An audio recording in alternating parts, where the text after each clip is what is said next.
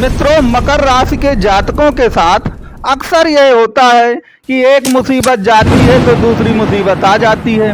उसका कारण ये होता है कि मकर राशि और भाग्य को एक दूसरे का विरोधी माना जाता है। क्योंकि मकर राशि के स्वामी शनि ग्रह हैं और शनि देव कर्म के देवता हैं, इसलिए उन्हें भाग्य का विरोधी माना जाता है। लेकिन याद रखिएगा, इस जीवन में जब तक भाग्य आपका साथ नहीं देगी ना, तो एक मुसीबत जाने के बाद दूसरी और दूसरी मुसीबत जाने के बाद तीसरी मुसीबत आती ही रहेगी। आपने देखा कि सन की 7.5 तो चली गई, लेकिन 7.5 जाने के बावजूद क्या हुआ कि 7.5 गई तो दूसरी तीसरी चौथी मुसीबतें भी आपके पास आ गईं। तो आज की इस वीडियो में हम ये देखेंगे कि अगर आप मकर राशि के जातक हैं और आप अपने भाग्य को, नसीब को अगर जागृत कर लें कुंडली की सहायता से, तो याद रखिएगा फिर ये मुसीबत कभी भी आपके पास आएंगी तक नहीं।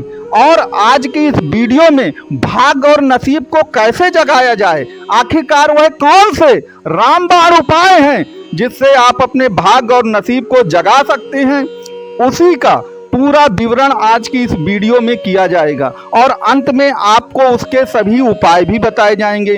तो आप वीडियो को पूरा देखिए और वीडियो को लाइक, शेयर और सब्सक्राइब आप जरूर करिए। बंधुओं, आपको मालूम है कि जो मकर राशि है, मुसीबतें जो हैं उसके साथ बिल्कुल जैसे चिपक जैसे गई हैं, एक के बाद दूसरी, दूसरे के बाद तीसरी। जीवन के संघर्ष का नाम ही मकर राशि हो गया है। कारण कि किस्मत उनका साथ नहीं देती है। अब किस्मत साथ क्यों नहीं देती है, उसका कारण आप सुन लीजिए। उसका कारण ये होता है कि जिस ज्योतिष पर हम विचार करते हैं ना, उसे पराशरी ज्योतिष कहते हैं। अब पराशरी ज्योतिष में क्या होता है कि हम लोग शनि, राहु और गुरु में इतना उलझ के चले जाते हैं कि बाकी ग्रहों पर हम विचार करते ही नहीं हैं।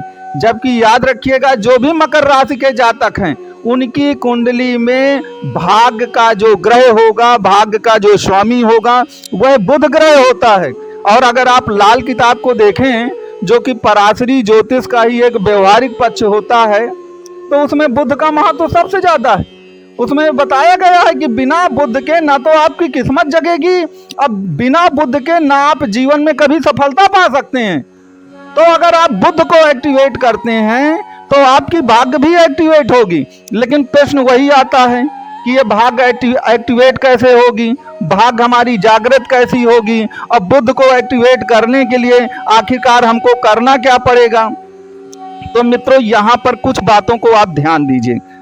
ये याद रखिए कि जो बुध है वह आपकी कुंडली में बुद्धि का स्वामी होता है। व्यापार का, वाणी का और पैसे कमाने की जो कला है, वो सब के सब बुध ही होता है उसका स्वामी।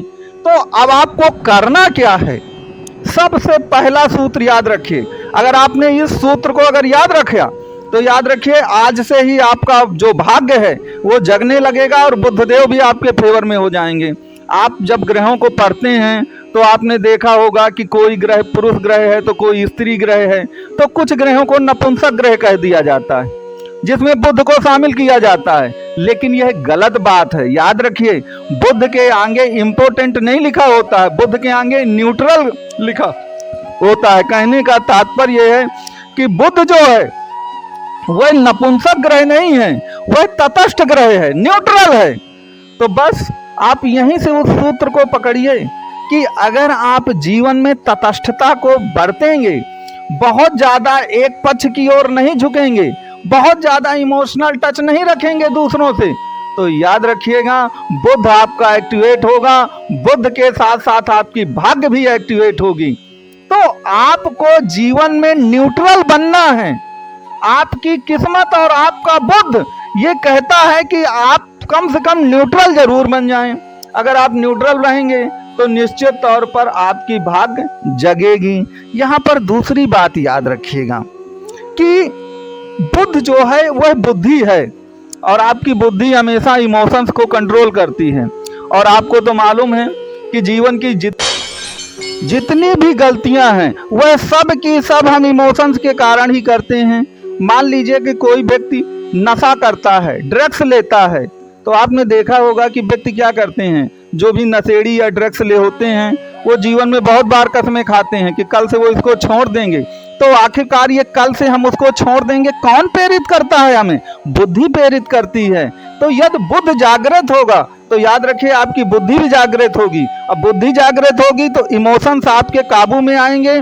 इमोशंस अगर काबू में आएंगे तो निश्चित तौर पर आपकी सभी बुरी आदतें छूटेंगी और जितनी भी मुसीबतें आप पर आ रही हैं वह चली जाएंगी।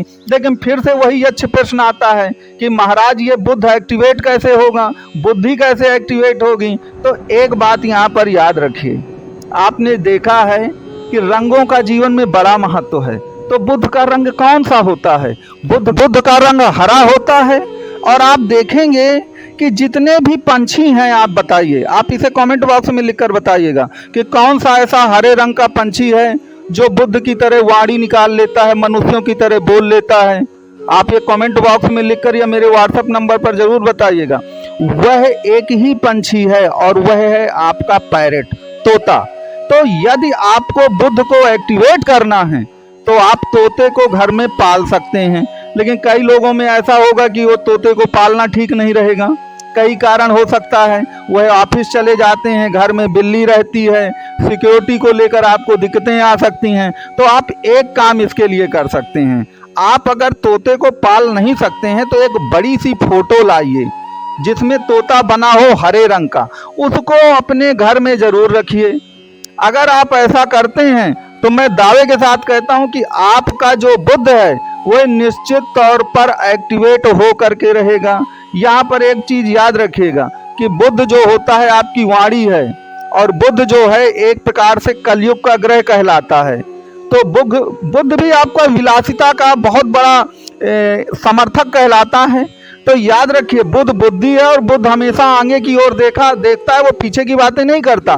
तो अगर आप जरूरत से ज़्यादा परंपराओं की बातें करते हैं, जरूरत से ज़्यादा पिछली चीज़ों का महिमा मंडन करते हैं, जरूरत से ज़्यादा आधुनिक युग को गाली गलौज करते हैं या बुरा भला कहते हैं, तो याद रखिए इन सब बातों से बुद्ध नाराज होते हैं और बुद्ध देव एक्टिवेट नहीं होते हैं। तो आपको हमेशा आधुनिक मानसिकता के साथ, उदारता के साथ रहना है, क्योंकि देखिए बुद्ध परंपरावादी नहीं है। अगर आप जरूरत से ज्यादा परंपरावादी बनेंगे तो आप मान करके चलिए कि बुद्ध फिर आपका साथ छोड़ देंगे। तो आप इन बुद्ध के उपायों को अपनाइए, निश्चित तौर पर आप याद रखिए आपकी भाग्य एक्टिवेट होगी। अब देखिए यहाँ पर सबसे अंतिम पॉइंट याद रखिएगा कि हर व्यक्ति की कुंडली में बुद्ध अलग अलग भाव में बैठा होगा। किसी की कुंडली में वो लग्न में बैठा है, किसी की कुंडली में वो राशि में ही बैठा है, किसी की कुंडली में केंद्र में बैठा है, त्रिकोण में बैठा है, पंचम भाव में बैठा है, 12वें भाव में बैठा है। तो कुंडली को देख करके भी कुछ ऐसे स्पेशल उपाय हो सकते हैं जिनको करने से आपका बुद्ध और आपकी भाग्य जगेगी। और याद रखिए मकर राशि का साथ जो है वह भाग्य को 100% मिलेगा। तो आप मेरे कमेंट बॉक्स में और व्हाट्सएप पे लिख के ये जरूर बताइए कि आपकी कुंडली में आखिरकार बुद्धदेव कहाँ पर विराजमान है, किस भाव पर विराजमान है, और उस भाव से संबंधित भी कुछ स्पेशल उपाय यदि आप करेंगे तो बुद्ध और आपकी भाग्य जल्दी से जल्दी एक्टिवेट होगी और निश्चित तौर पे ये जो मुसीबतें आती रहती हैं ना बार बार, वह सभी मुसीबतें गायब हो जाएंगी।